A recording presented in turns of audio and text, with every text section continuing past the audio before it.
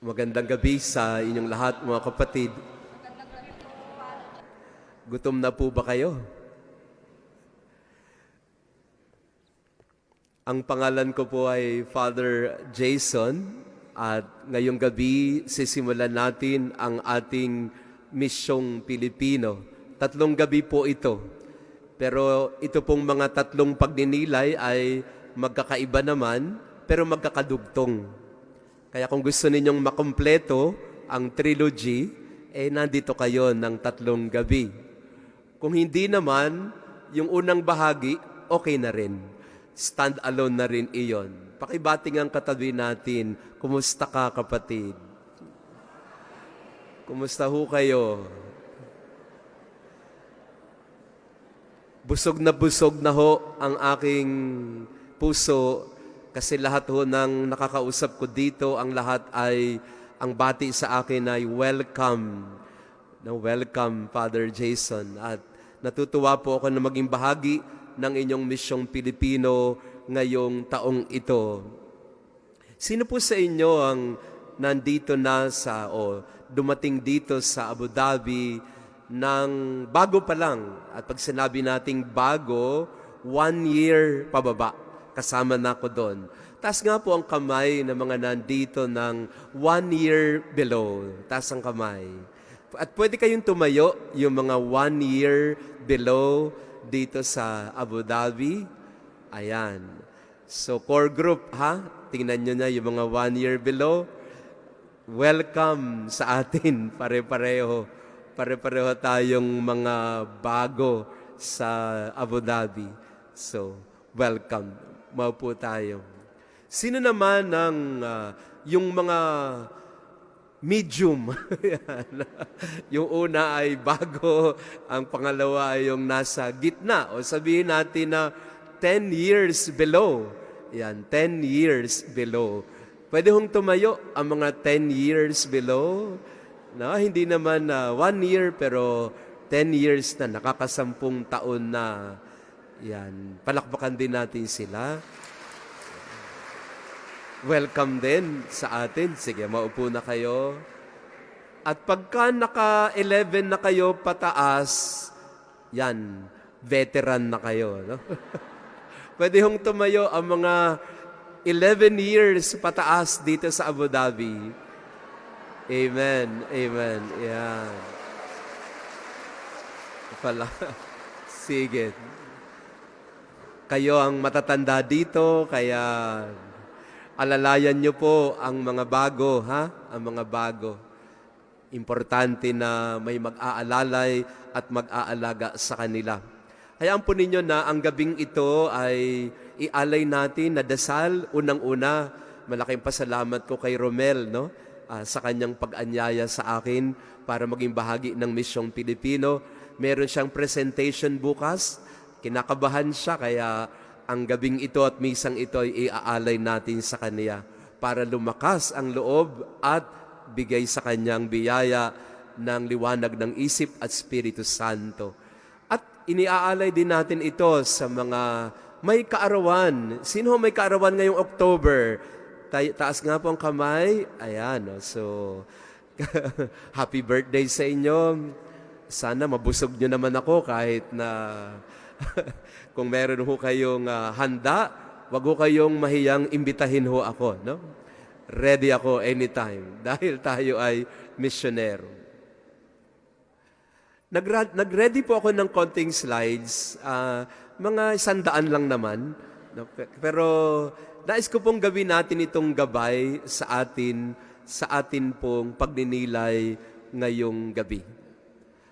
Ang tema po ng ating Misyong Pilipino ngayong taon ay ang pangarap at sakripisyo ng OFW. Pangarap at sakripisyo. Si Kristo ang kalakbay, pag-asa nating mga OFW.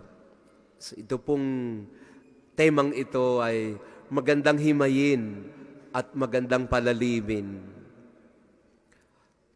Unang tanong ko po sa inyo, Paggabi sa Abu Dhabi, ano ang inyong ginagawa? Paggabi sa Abu Dhabi, ano ang nangyayari sa inyong kwarto? Huwag lang mag-isip ng masama, ha? Pero paggabi na at nandito kayo sa ibang bansa, ano madalas ang inyong naiisip, nararamdaman, pinag-uusapan? Paggabi na sa Abu Dhabi at hinaharap mo na ang iyong sarili, anong nakikita mo at ano ang nararamdaman mo? Pakitingnan nga ang katabi natin. Sige, sharing tayo, sharing. Kasi medyo recollection ito eh. So, sharing tayo sa katabi. Dagdagan nyo lang po, isang sentence lang po, isang pangungusap lang. Paggabi sa Abu Dhabi, blank. Yan. Sige nga ho, pakitanong ang katabi mo. Paggabi sa Abu Dhabi, anong mga nangyayari?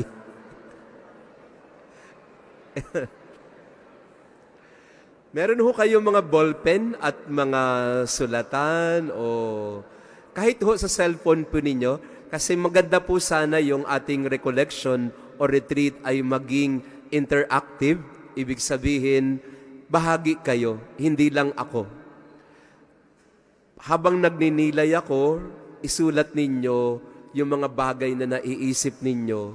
Pag may mga tanong ako, subukan nyong sagutin para sabay tayo na nagninilay. Hahatiin ko po sa 6 talaga, no? Mahaba, pero maigsi. Ang ating pagninilay ngayong gabi ay tawagin nating hati at pighati, ang lakbay pag-asa ng pamilyang OFW. Hati at pighati. Kasi ganoon ang sitwasyon ng isang OFW. Laging hati. Hati ang katawan at isip. Hati ang puso at kaluluwa. Hati ang panahon. Hati ang iyong kasinuhan. Hati ang iyong pamilya. Nararamdaman niyo ba yon minsan na parang laging hati? May pagkakahati. At yung pagkakahating yon ay nauuwi madalas sa pighati. Nahahati ang puso mo. Andito ka, may sakit ang anak mo sa Pilipinas.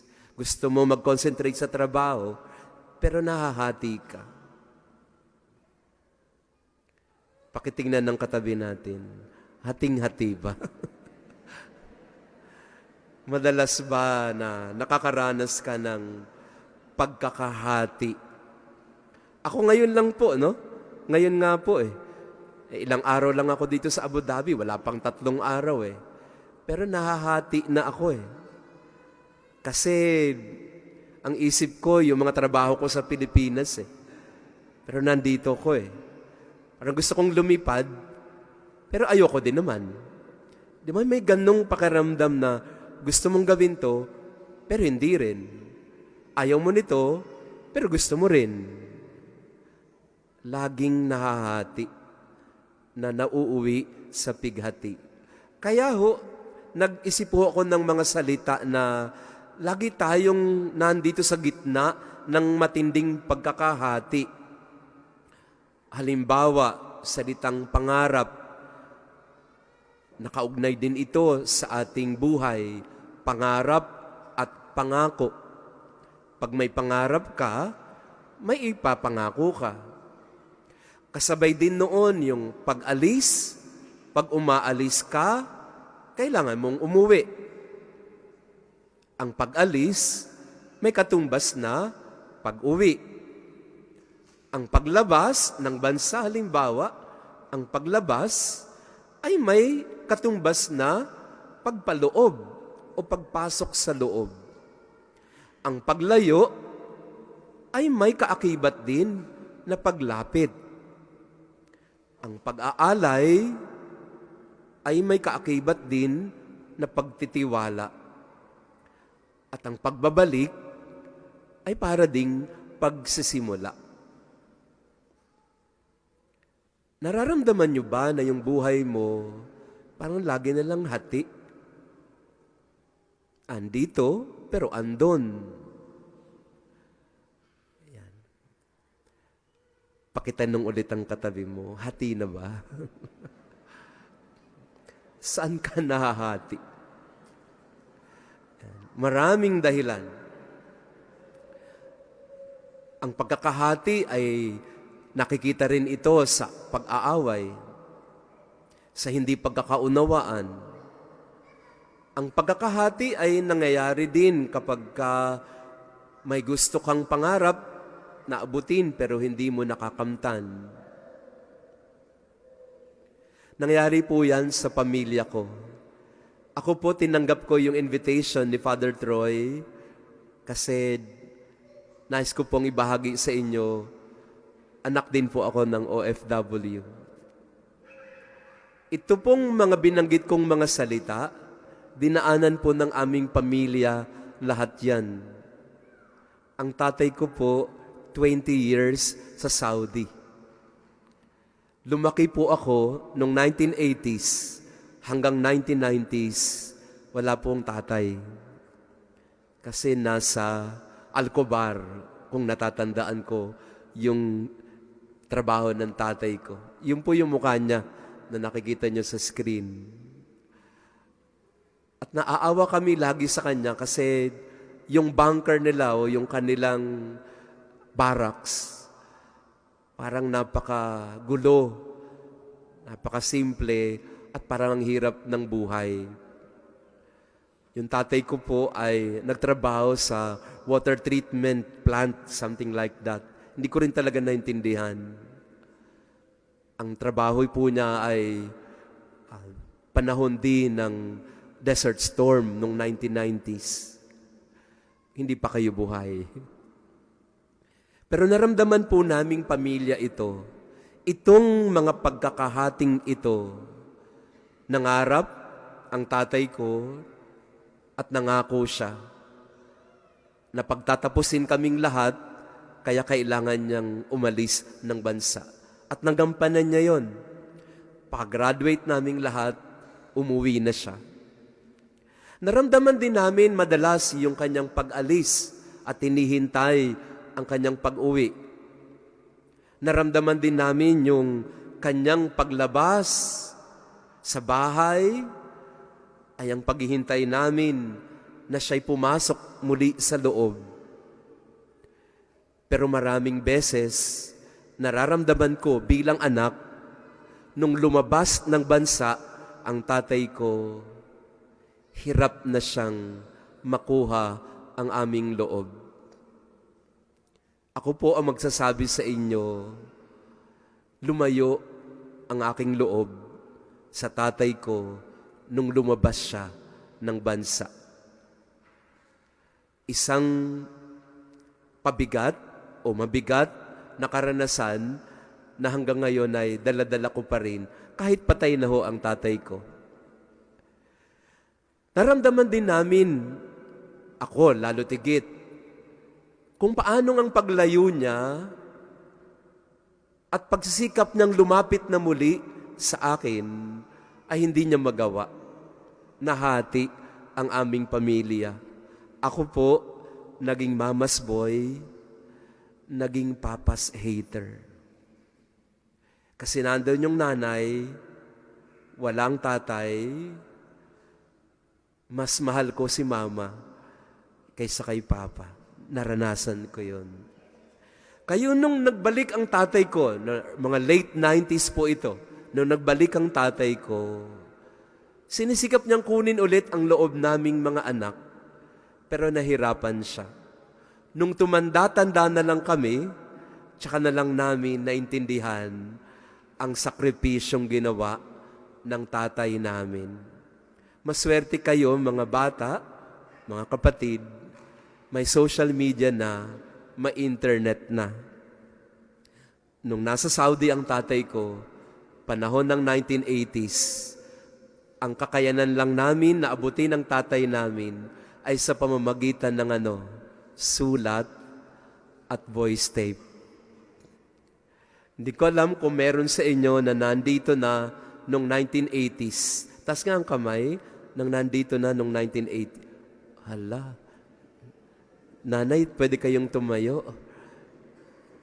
Palakpakan natin si nanay. 1980s. Wow. So naiintindihan niyo po yung sinasabi ko na voice tape. At dati-rati po, wala namang cellphone. Para tumawag ang tatay namin, pupunta kami sa RCPI, hihintayin namin ang collect call. Dahil doon, napakalaki ho ng pagkakahati sa loob ko at sa pamilya namin. Pero yung tatay ko, nagsikap naman din siya na abutin at buuin ang aming pamilya. Natatandaan ko po, pag nagbo-voice tape ang tatay ko, lagi siyang kumakanta. Mahilig siyang magkaraoke. Kaya alam ko po ng mga panahon na yon, ng mga panahon na malayo ang tatay ko, alam ko ho yung mga paborito niyang kantahin, mga kanta ni Frank Sinatra at mga kanta na matatagal at luma na. Every day I wake up, then I start to... Yan, paborito ng tatay ko yan, lonely is the man without love. So Frank Sinatra at kung ano-ano pang mga kanta, yan ho ang nagre-replay sa bahay namin, araw-araw. Para lang sinasabi ng nanay namin, huwag niyong kalimutan ang sakripisyo ng tatay niyo. Kaya kung ako po ang tatanungin, mga kapatid, alam ko po ang pakiramdam ng isang tatay at pamilyang nangarap. Alam ko po ang pakiramdam ng isang pamilyang nahati ng pag-alis at paglabas. At alam ko po ang pakiramdam na lumayo ang loob ng isang anak sa kanyang tatay. Pero alam ko din ang sakripisyo at pag-aalay na ginawa ng aking mga magulang. Kaya naman, sa araw-araw, wala akong ginawa kung hindi magpasalamat sa kanila. Dahil sa kanilang sakripisyo, naabot namin ang aming mga pangarap. Kaya ang pangarap at sakripisyo, mahigpit na magkaugnay ito. Kung may pangarap ka, magsasakripisyo ka. Pero ang sakripisyo, hindi madali. Maraming mahahati. Kaya isa-isahin natin itong mga binanggit ko. Simulan natin sa pangarap, pangako. Pwede ho ba, kung kukunin nyo ang inyong cellphone, pwede ba ninyong isulat ngayon ang anong pangarap na naging dahilan kung bakit nandito ka? Ano yung pangarap na binuo ninyo, mag-asawa o pamilya? At anong kaakibat na pangako na dala din nito? Doon tayo magsimula. Pangarap at pangako. Pwede po bang kunin ang inyong mga ballpen o sulatan o kaya cellphone? Sa cellphone, pwede niyong ilagay. Pwede bang magnilay tayo ng sama-sama. Anong pangarap na naging pundasyon ng aking pag-alis at anong pangako ang kasama nito? Kahit isang linya lang po, hindi kailangan ho na napakahaba. Kahit isang linya lang, anong pangarap para sa pamilya ang naging dahilan ng iyong pag-alis? At anong kaakibat na pangako sa pangarap na ito? Bigyan ko po kayo ng 5 seconds. Hindi naman. Bigyan ko kayo ng kaunting katahimikan at sama-sama nating sagutin.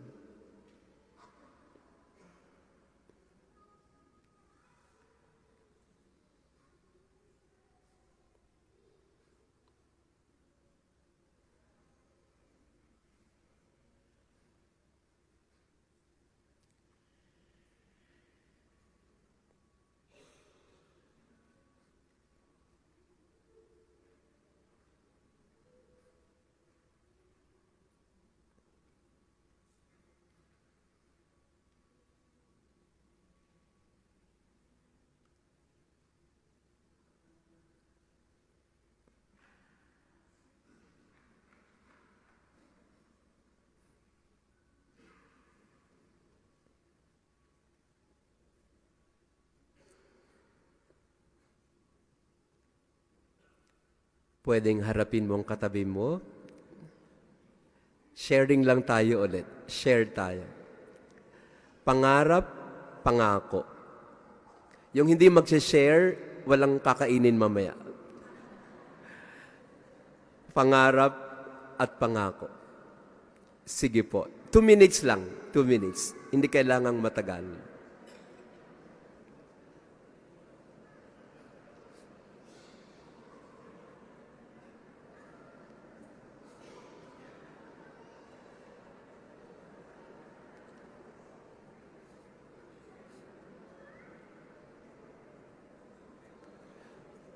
Kailangan dalawa kayo mag-share, ha? Wag lang yung isa. Baka naman kinuwento mo na lahat, kawawa naman yung partner mo.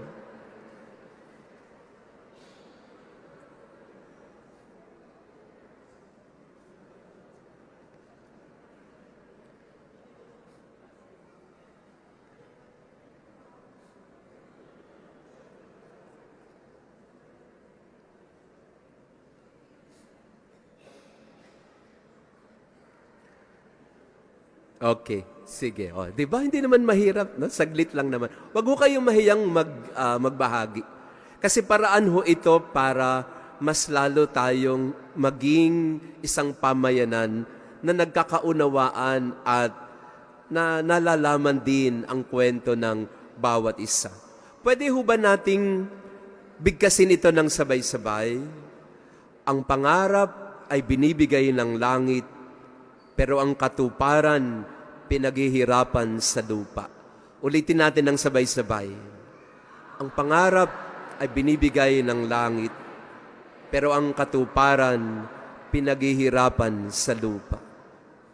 God has a dream for your family. Hindi lang yan pangarap ninyo. Pangarap din ng Diyos yan para sa inyo. Ang tawag natin dyan, may plano ang Diyos.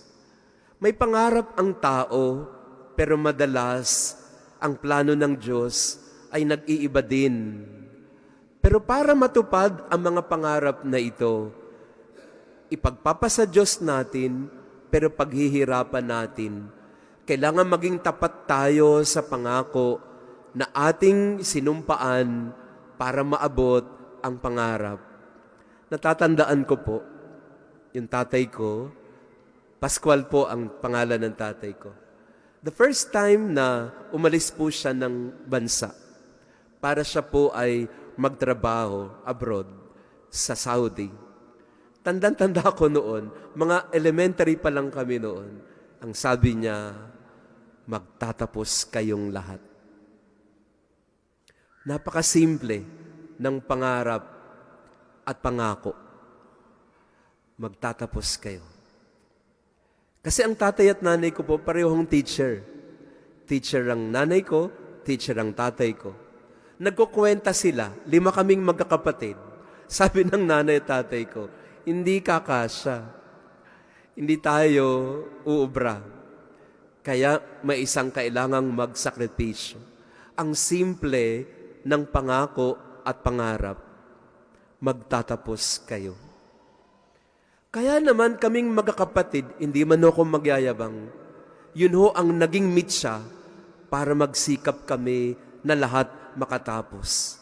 Hindi para sa sarili namin, kung hindi para bigyan ng parangal ang pangako at paninindigan ng aming tatay.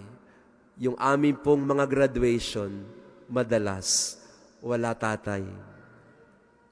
Marami ho kaming graduation na wala ho yung papa namin.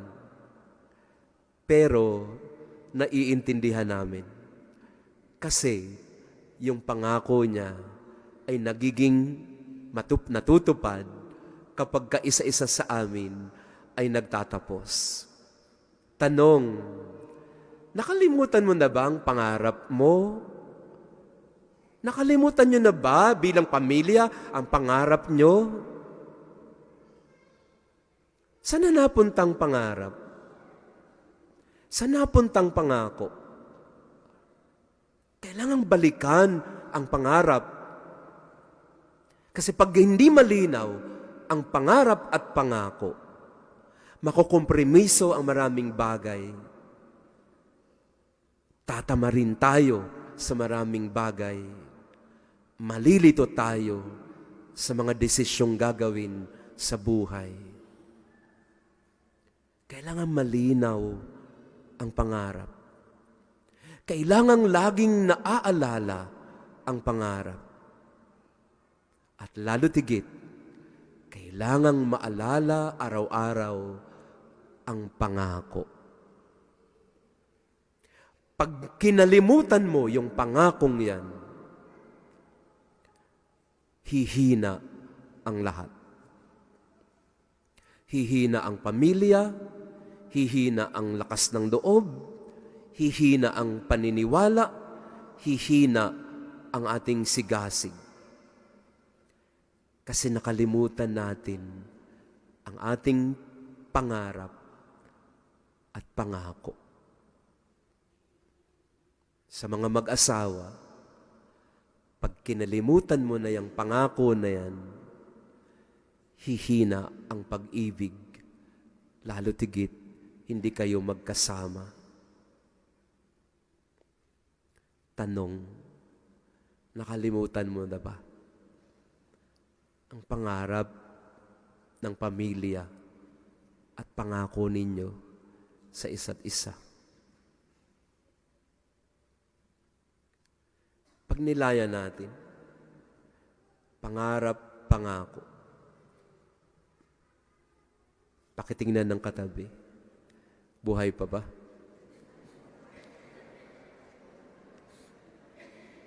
Kasi kung nabura na, uwi na tayo. Wala nang saysay lahat ito kung nawala na yung pangarap at pangako. Pangalawa, pag-alis at pag-uwi. Pwede ba? Kunin ulit ang inyong mga papel at ballpen. Isulat po natin. Pag-alis at pag-uwi. Para kanino ako umalis? At para kanino ako uuwi? Pareho pa ba? Para kanino ako umalis? Para kanino ako uuwi? Pwede bang pagnilayan ng tanong na ito at ibahagi natin sa katabi? O ngayon, yung kung kanina, yung nasa kabila naman, yung kausapin mo. Yan, kalabit mo yung nasa kabila. Yan, para kanino ka umalis at para kanino ka uuwi? Alis at uwi.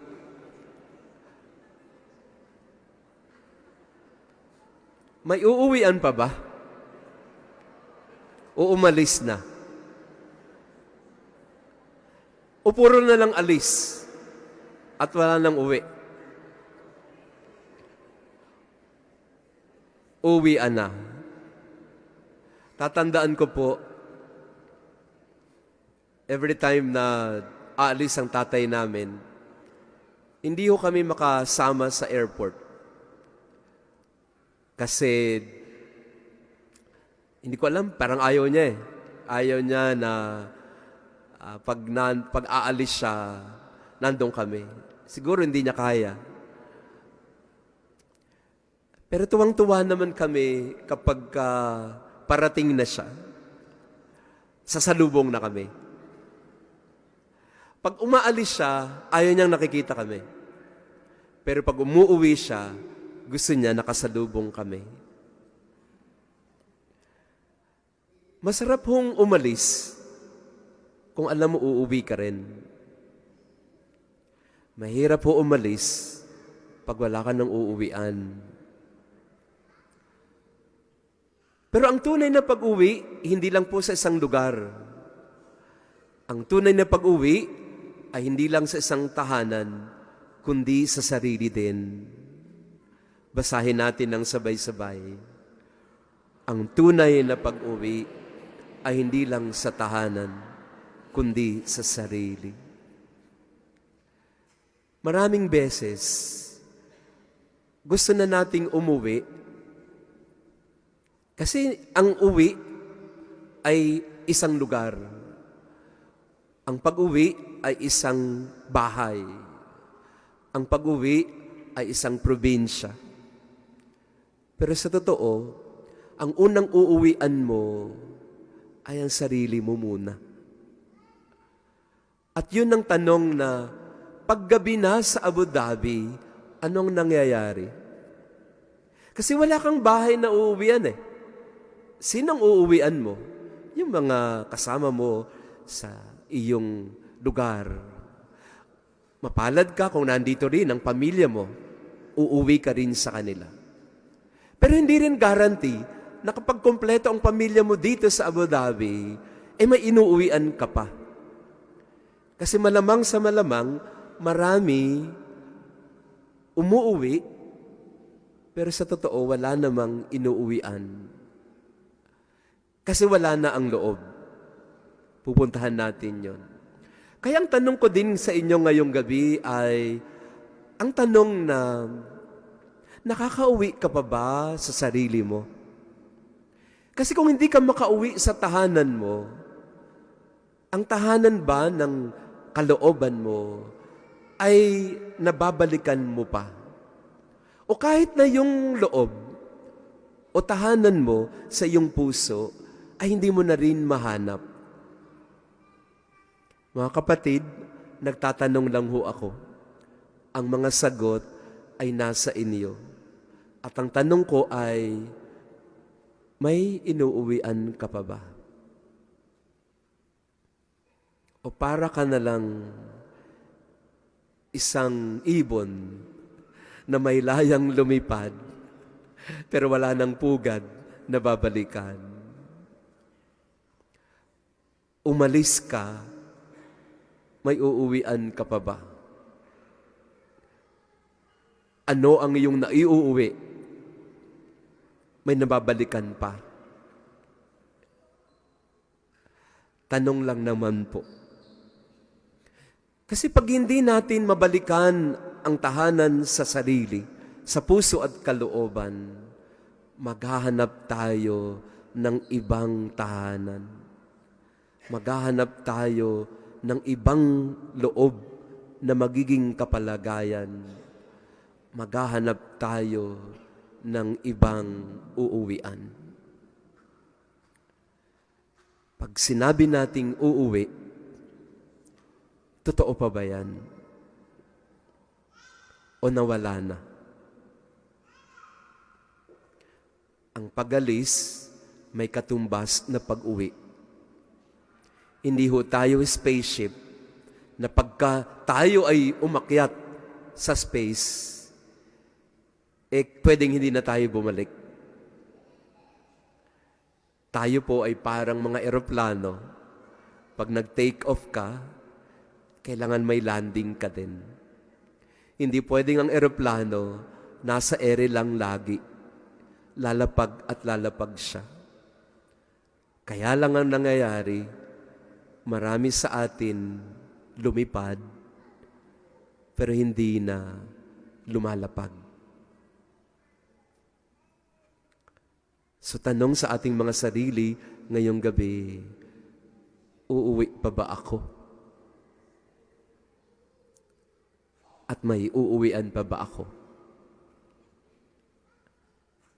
Pakitanong ang katabi, meron pa? Dapat lang. Dapat lang. Dapat meron. Mahirap pag wala. Parang eroplanong hindi makalapag. At maraming beses na ho sa akin nangyari yan.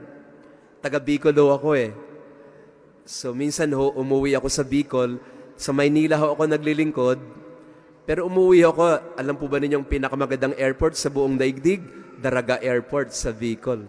Kasi pagbaba mo, ang unang bubungad sa'yo, Mayon Volcano. So maraming beses na ho na palapag na kami, pero hindi makapasok ang eroplano, kaya ang gagawin ng piloto, babalik ng Maynila. Galit na galit ako pag nangyayari yon. Parang galit na galit ako sa piloto kasi andyan na palapag na. Bakit di mo ilapag? Kasi minsan napakalakas ng hangin at ulan, kaya hindi talaga makalapag. Parang buhay din natin minsan, gustong-gusto mo nang umuwi, pero napakalakas ng bagyo, hindi ka makalapag.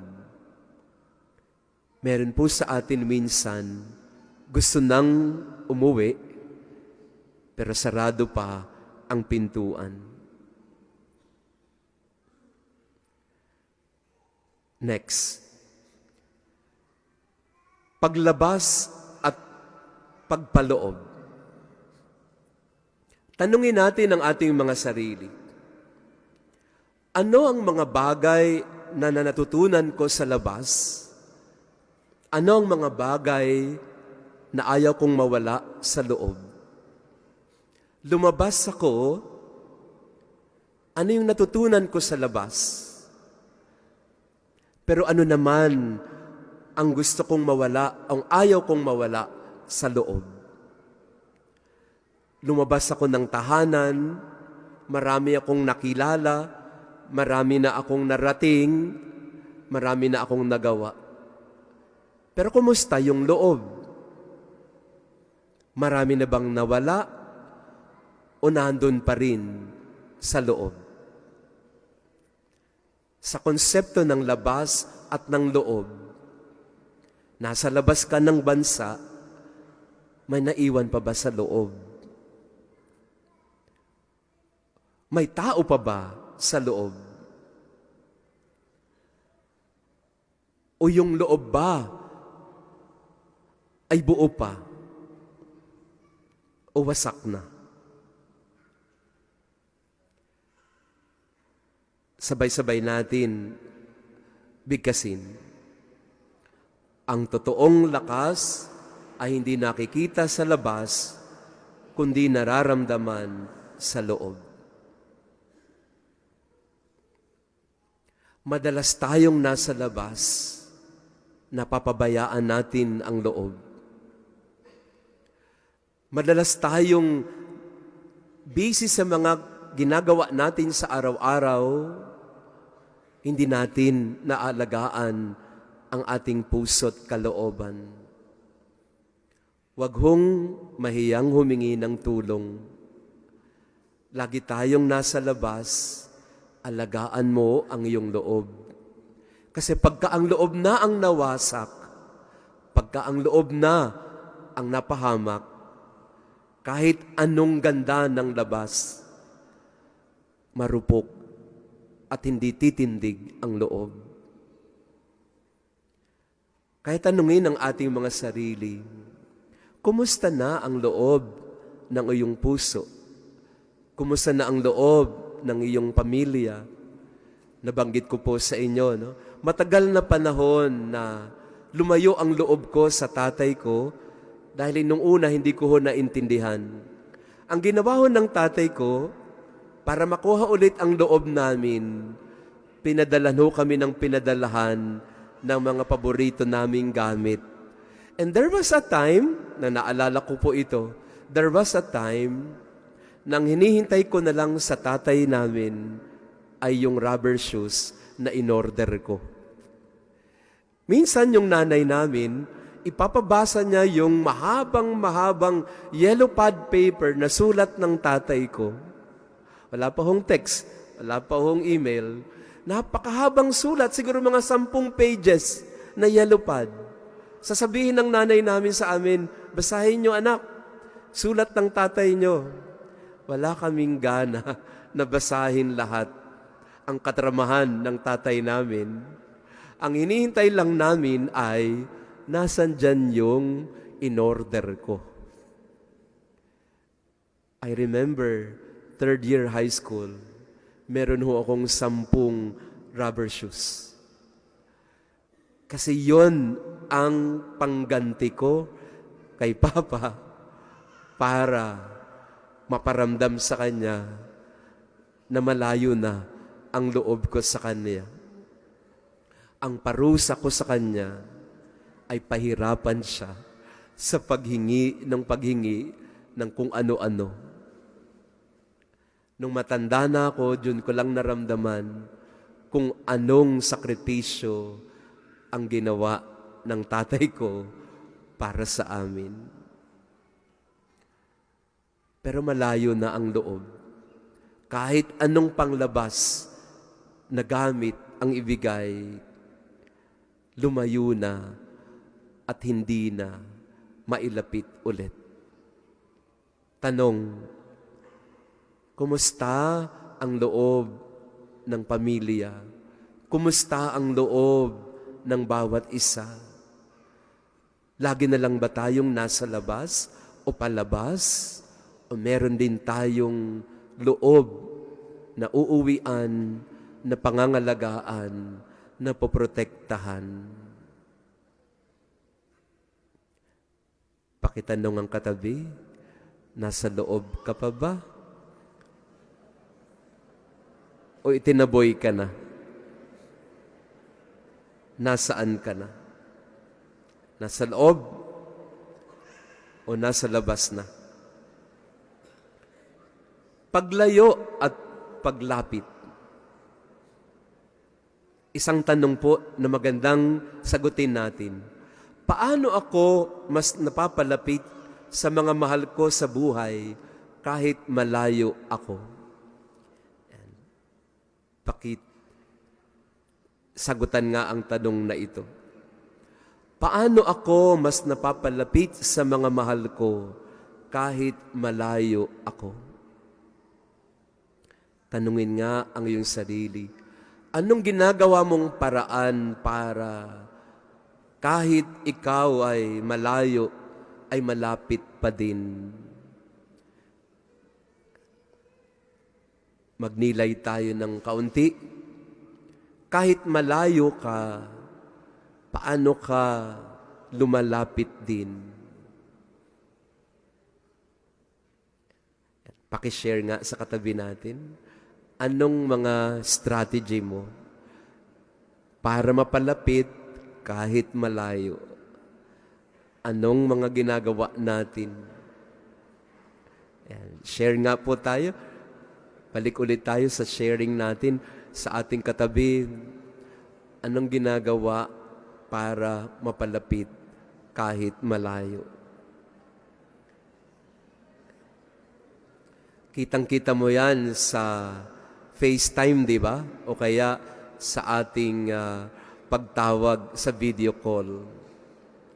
Ang lapit-lapit ng mukha, pero ang layo-layo din kasi hindi mo mahawakan. Ganon ang ating karanasan. Sa makatuwid, basahin natin, sama-sama nga po. Ang layo ay sinusukat ng distansya, pero ang lapit ay sinusukat ng puso. Napakalayo sa pisikal na paraan, pero hindi naman doon sinusukat ang ating ugnayan at pagmamahalan. Ang paglapit ay hindi nasusukat ng distansya. Ang paglalapit sa isa't isa ay nasusukat sa puso. Kaya magandang tanungin ang ating mga sarili ngayong gabi. Nasa labas ka ba o nasa loob? Malayo ka ba o malapit? Umuwi ka na ba o umalis pa rin? Nasaan ka ngayon?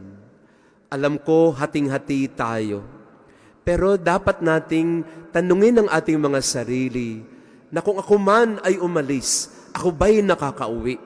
Na kung ako man ay nasa labas, ako ba'y nakakapaloob?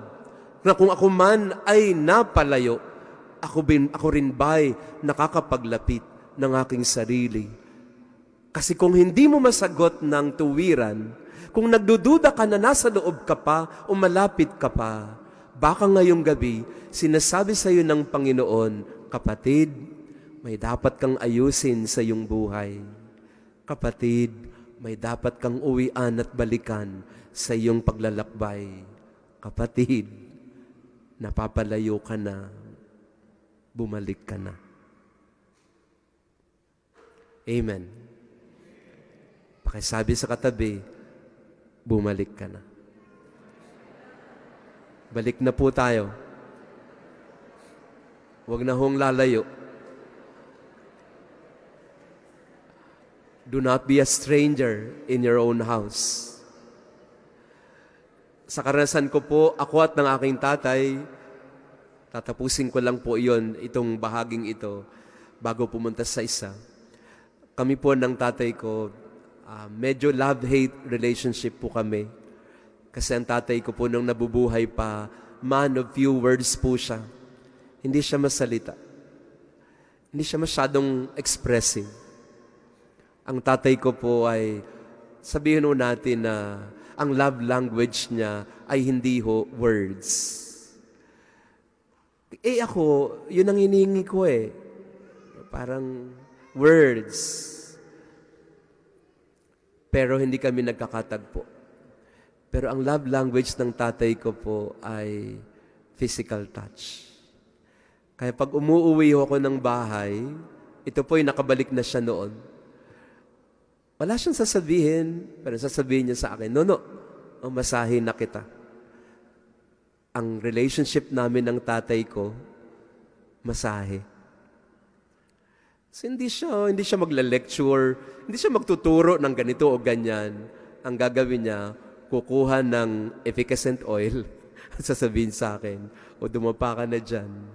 Ang tatay ko po, ako po, pagmamayabang ko, lahat ng pilay ko sa katawan, lahat ng bali ko sa katawan, lahat ng mga sakit ko sa katawan, efficacent oil lang ang sagot ng tatay ko dyan. At lahat ng bali ko sa basketball o kung ano man, kapag minasahin at hinilot ng tatay ko, gumagaling agad. Yun po ang naging contact point namin ng tatay ko. Kasi mahabang panahon na wala siya, nung bumalik na siya, his way of reintegrating himself in the family was by way of physical touch. Mamasahiin niya ako at makakatulog na ako. Nung bata ako, ang tatay ko kukwentuhan ako ng lahat ng Juan Tamad na kwento. Si Juan Tamad ganito. Habang ako po ay hinihilot ng tatay ko, kukwentuhan niya ako ng mga Juan Tamad. Sa madaling salita po, kahit lumayo, kayang itulay, kayang pumasok ulit, kayang ilapit ulit. Kailangan mo lang hanapin ng paraan na ikaw ay makapagbalik o kaya ikaw ay makalapit na muli. So yung tatay ko po, ang pagmamasahe niya, yun ang naging paraan para mapalapit kami ulit sa isa't isa. At para naintindihan ko rin ang kanyang pagsasakripisyong ginawa para sa aming pang mga anak niya at sa aming pamilya. Kaya naintindihan ko na ang tatay ko ay nag-alay ng sarili para sa kanyang pamilya. Pag-aalay at pagtitiwala. Nung una, hindi ako nagtitiwala na mahal kami ng tatay namin. Nung una, hindi ko naintindihan ang sakripisyong ginagawa niya. Pero kalaunan, naintindihan ko. At nung naunawaan ko, nagtiwala ako. Kaya tanungin din natin ang ating mga sarili, ano ang iniaalay ko ngayon? Kanino ako nagtitiwala sa panahong ito? Anong mga sakripisyo ang ginagawa mo ngayon? At anong mga pag-aalay ang iyong inihahayag sa araw na ito? Sa mga panahong ito ng inyong pamilya, kanino ka nagtitiwala? Ano ang iyong iniaalay? Sabay-sabay nating basahin. Kapag inialay mo sa Diyos ang lahat, hindi mo kailangang mag-alala. Tiwala lang. Ang ginagawa ninyo ay pag-aalay at sakripisyo. Magtiwala kayo na it's all worth it. Na ang ginagawa natin ay hindi para sa kapahamakan o sa pagkasira ng ating pamilya o mga mahal sa buhay. Ang pag-aalay at sakripisyo ay ang paghihirap na kailangang daanan para tayo ay makabuo ng pangarap. Ipagkatiwala mo ang lahat ng ito. Kalakbay natin si Kristo. Siya ang ating pag-asa at hindi niya tayo pababayaan. Mga kapatid, sa gabing ito, sindihan mo ulit ang iyong pagtitiwala sa Panginoon. Bumalik ka ulit sa iyong pananampalataya at buhay panalangin. At muli, ang lahat na nangyayari sa buhay mo ay ialay mo para sa Kanya, para sa mga mahal mo sa buhay, at ipagkatiwala mo ang lahat sa Diyos na namamatnubay sa atin. Huwag na huwag kang magdududa sa mga desisyong ginawa mo sa buhay. Huwag na huwag kang magdududa sa pag-ibig at katapatan ng iyong pamilya. Huwag na huwag kang magdududa sa pag-aaruga ng Diyos sa iyo at sa iyong pamilya. Ipagkatiwala mo sa Kanya ang lahat kasi Siya ang Panginoon na maglalakbay sa atin sa mga hati at dalamhati kasama natin ng Diyos. Amen. Huwag na huwag magduda. Ialay, ipagkatiwala ang lahat sa Panginoon. At bilang pangwakas, magbalik tayo kung saan tayo nagsimula. Sa pagsisimula, sa pagbabalik, magsisimulang muli. May pananampalataya, may pag-asa, at may pagmamahal. Banggitin nga natin ito ng sabay-sabay. Sa pagbabalik ko, magsisimula akong muli. May pananampalataya, may pag-asa, at may pagmamahal. Mga kapatid, ang bawat pagbabalik ay paanyaya ng Diyos. Bumalik ka sa akin at magsisimula tayong muli. Ulitin natin sabay-sabay. Ang bawat pagbabalik ay paanyaya ng Diyos. Bumalik ka sa akin at magsisimula tayong muli. Mga kapatid, kung sakali man na tayo naligaw ng landas, kung sakali man na nawalan tayo ng tiwala, kung sakali man na parang tayo'y napalayo, kung sakali man na parang tayo'y nasa labas na lamang, kung sakali man na parang ang pakiramdam natin, tayo hindi na makauwi. Sa gabing ito, sinasabi sa iyo ng Panginoon, pwede kang magsimula ulit. Pwede mong ibalik ang iyong sarili sa Diyos na tapat at magpapatawad, sa pamilyang makakaunawa at sa Diyos na hindi magpapabaya. Magsimula ka ulit. Kahit napalayo, lumapit ka ulit. Kahit nasa labas, bumalik ka ulit sa loob. Kahit ikaw ay umalis, umuwi ka na ulit. Dahil ang Diyos ang magbibigay sa iyo ng lakas at pag-asa nasasabihin sa iyo, bukas ang pintuan, pwede kang magsimula ulit. Amen. Pakisabi sa katabi mo, simula ulit. Magsimula ulit. Sa ating reflection ngayong gabi, nawa ito ang maging pag-asa ng bawat isa sa atin. Pwede tayong magsimula ulit. Sa hati at pighati, sa pangarap at pangako, sa pag-alis at pag-uwi, sa paglabas at pagbalik sa loob, sa paglayo at paglapit, sa pag-aalay at pagtitiwala, sa pagbabalik at pagsisimula, si Jesus ang kalakbay natin, kasama natin, at hindi tayo pababayaan. Huling panalangin natin, sabay-sabay po tayo. Sa slide na ito, sama-sama tayong magdasal, sabay-sabay po tayo. Hindi aksidente na nandito ka. Dinala ka rito ng Diyos, hindi lang para magtrabaho, kundi para makilala ang sarili, mapahalagahan ang pamilya, at tumibay ang pag-asa. Sa bawat pangarap, may pangako. Sa bawat alis, may uwi. Sa bawat labas, may loob.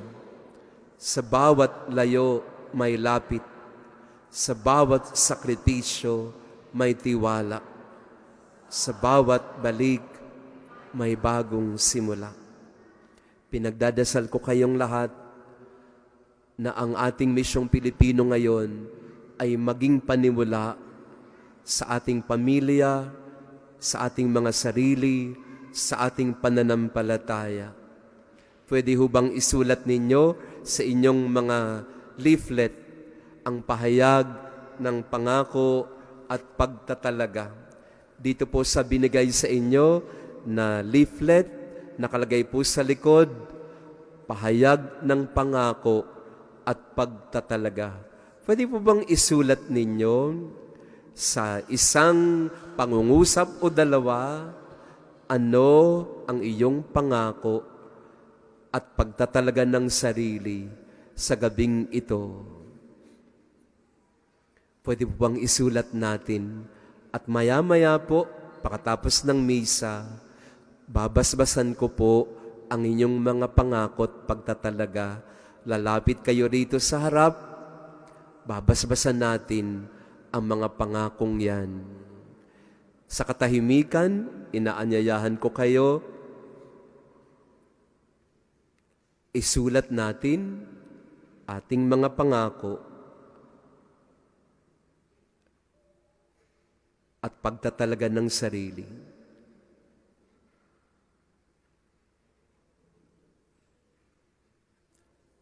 At lalagdaan po ninyo sa ibaba ng inyong pangalan.